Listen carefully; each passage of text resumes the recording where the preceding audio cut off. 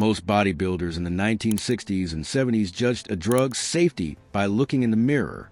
If they looked massive, they assumed they were fine.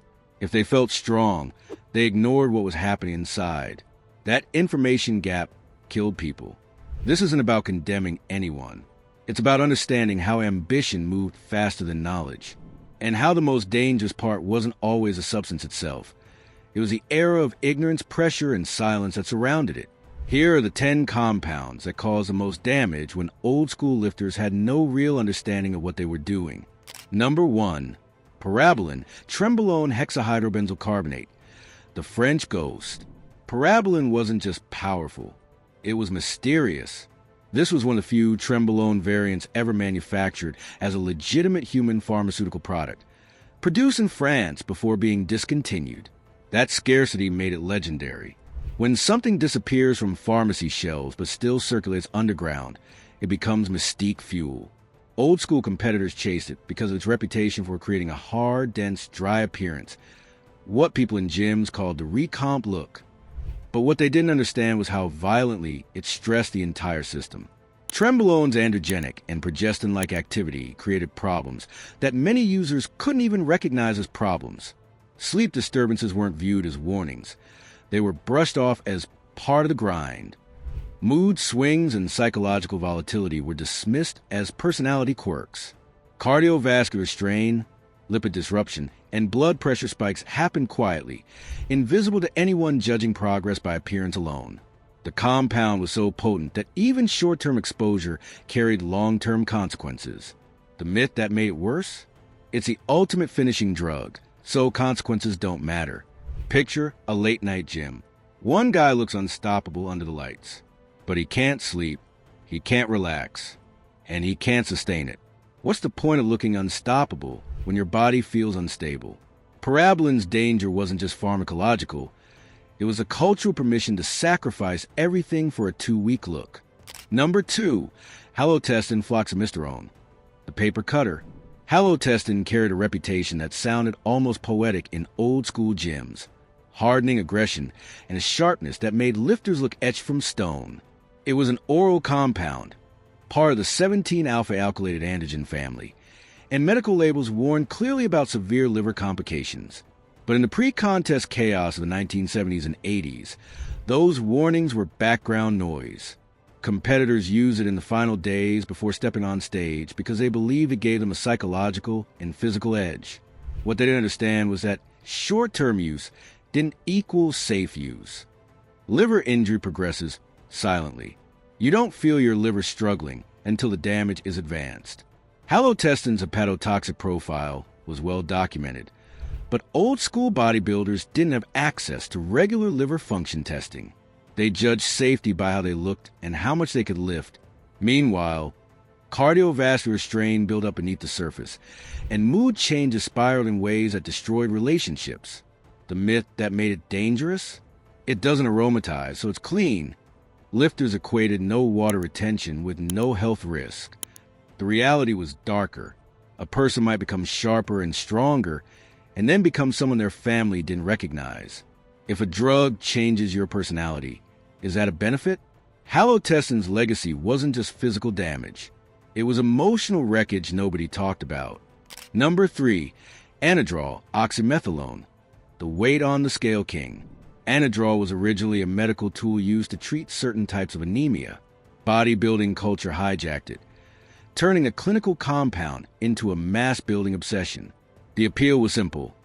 Take Anadrol, watch the scale jump 10 or 15 pounds in a couple weeks, and assume you just built that much muscle. It became the drug of choice for young lifters chasing size, without understanding what size actually meant. The problem was that much of the mass was fluid retention, not contractile tissue. But when you're 19 years old and desperate to fill out a tank top, you don't care about the difference. What old-school users didn't understand was how aggressively Anadrol could elevate blood pressure and create fluid imbalances that stress the cardiovascular system. Feeling huge doesn't mean you're healthy. It often meant the opposite. Headaches, breathlessness, and hypertension crept in, but guys ignored them because the mirror told a different story. As a 17-alpha-alkylated oral, Anadrol also carried significant liver toxicity risks with prolonged or high-dose use. The myth that made it worse was a belief that if the scale jumps, the cycle is working. Picture a teenager falling in love with his reflection and the number on the bathroom scale, until headaches turn into nosebleeds and breathlessness becomes a daily struggle. What if the fastest gains are the least trustworthy? Anadrol taught that lesson too late for too many people. Number 4. Dianabol methylhydroxyquinolone, the first big steroid boom. Dianabol wasn't just a drug. It was a cultural phenomenon, first described in the late 1950s and widely marketed by the 1960s. It became part of strength sports history before modern regulations existed. This was the compound that normalized steroid use in weight rooms across America. Oral, convenient, and legendary for delivering dramatic pumps and strength increases, it spread faster than knowledge about its risks. What made Dianabol uniquely dangerous wasn't its pharmacology alone. It was a sheer number of people using it without understanding long-term consequences. Lipid disruption, blood pressure elevation, and liver stress weren't abstract concepts. They were real physiological changes happening to thousands of young lifters simultaneously. But because nobody was running blood work, nobody knew. The difference between temporary size and sustainable health wasn't discussed. It wasn't even understood. The myth that made it worse? It's classic, so it must be mild. Dianabol's long history gave it false credibility. Picture a high school weight room in 1972 where everybody's on it becomes normal conversation. When a risk becomes normal, it becomes invisible. The cardiovascular consequences of chronic Dianabol use didn't show up until decades later, when former users started experiencing heart problems in their 40s and 50s. By then, the damage was irreversible. Dianabol's danger was mass adoption without mass education. Number 5. Winstrol stanozolol, the dry look that made joints pay. Winstrol entered the pharmaceutical market in the early 1960s and quickly became synonymous with the dry, sharp look that defined competition conditioning. It was famous in performance enhancement scandals and became the go-to compound for lifters who wanted to look defined without water retention. The problem was that dry came with a price: joint discomfort, tendon strain, and lipid profiles that deteriorated rapidly. What old-school users didn't understand was that eliminating water retention didn't eliminate health risks. It often created new ones. Winstrol's impact on HDL cholesterol was particularly harsh, driving good cholesterol dangerously low while leaving bad cholesterol elevated. Cardiovascular strain built up invisibly. Meanwhile, the lack of fluid in connective tissue meant joints and tendons became brittle, leading to injuries that ended careers. The oral form carried additional liver toxicity risks, but the myth that made Winstrol truly dangerous was simpler. No water retention means no health risk. Lifters love the mirror. Then their elbows started aching. Their shoulders started grinding. They couldn't bench press without pain, couldn't squat without discomfort, but they kept using because the cosmetic results were undeniable. Is the goal to look sharp or to still be able to train next year? Winstrol forced that choice on everyone who used it long enough. Number 6. Decadurabolin, nandrolone dienoate, the comfort trap. Decadurabolin spread through old-school gyms with a reputation that sounded almost medicinal: joint relief and steady mass without harsh side effects. It was a long-acting injectable, which meant the compound stayed in the body for weeks, creating prolonged exposure even after someone stopped injecting. That long half-life was marketed as convenience, but became a liability when consequences started to accumulate. The myth that drove Deca's popularity was a belief that it healed joints. It didn't. What it did was mask pain signals, allowing lifters to train through injuries they should have rested. Knees that needed rehabilitation got hammered with heavy squats. Shoulders that needed time off got pushed through overhead pressing. The immediate comfort created long-term damage because technique breakdowns and structural problems went unaddressed. Hormonally, Deca's long-acting nature meant suppression lingered.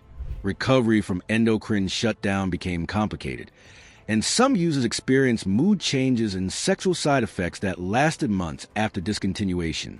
The comfort trap was real. A lifter's knees felt better, so he trained harder, ignored technique, and paid the price later.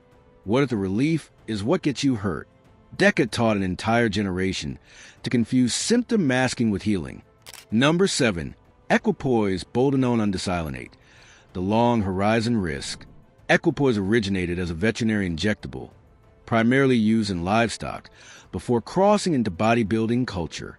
Its reputation centered on steady lean gains and appetite stimulation, which made it popular among lifters trying to grow without dramatic water retention.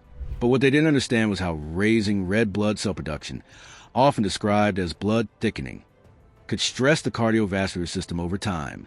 Elevated hematocrit meant thicker blood, which increased the workload on the heart and raised stroke risk. Combined with equipoise's long ester, this created prolonged cardiovascular strain that didn't resolve quickly even after stopping use.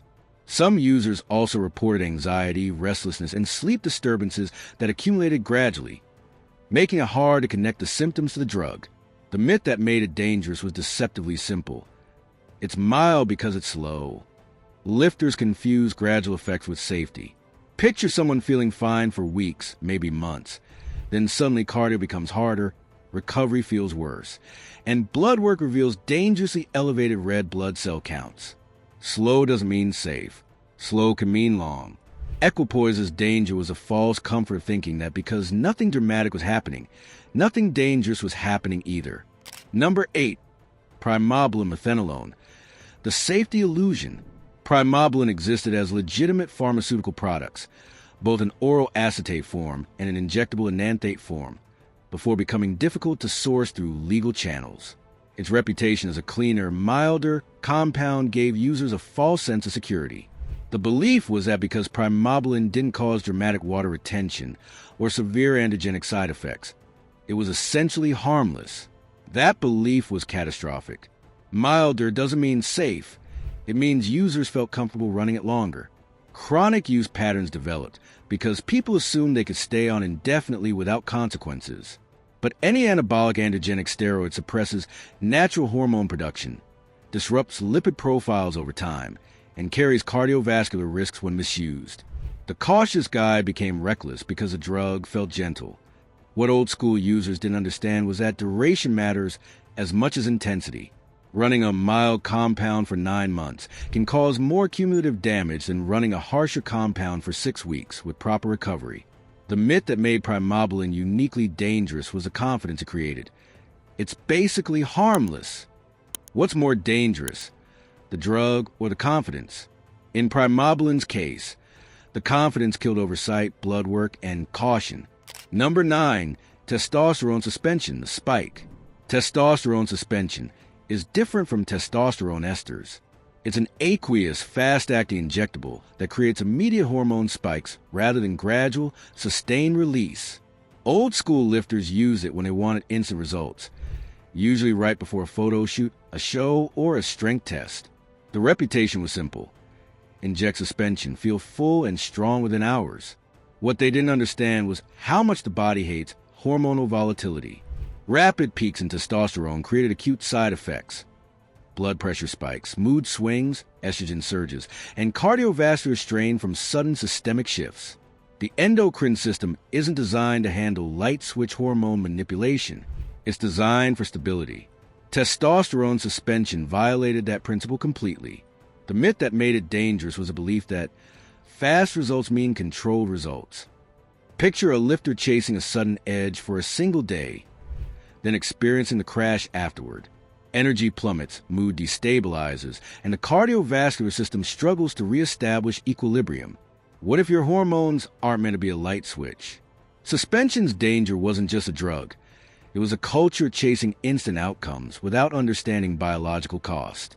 Number 10, methyltestosterone, the outdated oral. Methyltestosterone was one of the earliest oral androgens available, used medically before safer alternatives existed. It carried clear warnings about serious liver risks with prolonged or high-dose use. But in the early bodybuilding era, those warnings were often ignored or unknown. Oral convenience made it accessible, and limited options made it popular despite its harsh hepatotoxic profile. What old-school users didn't understand was how outdated the safety assumptions around methyltestosterone actually were. Medical prescribing didn't account for the doses or durations bodybuilders used. liver toxicity, negative lipid effects, and endocrine suppression accumulated without monitoring. The myth that made it dangerous was institutional trust. Doctors used it, so it's fine. Picture someone holding a prescription as if it were a shield against reality. Being prescribed doesn't make something harmless, especially when context, dose, and duration are completely different from medical use. Methyltestosterone's legacy is a reminder that legitimacy and safety aren't the same thing. The outdated oral became a symbol of an era when bodybuilders confused availability with safety. The old-school era wasn't defined by recklessness. It was defined by ignorance. These men didn't have access to bloodwork, honest medical advice, or long-term outcome data.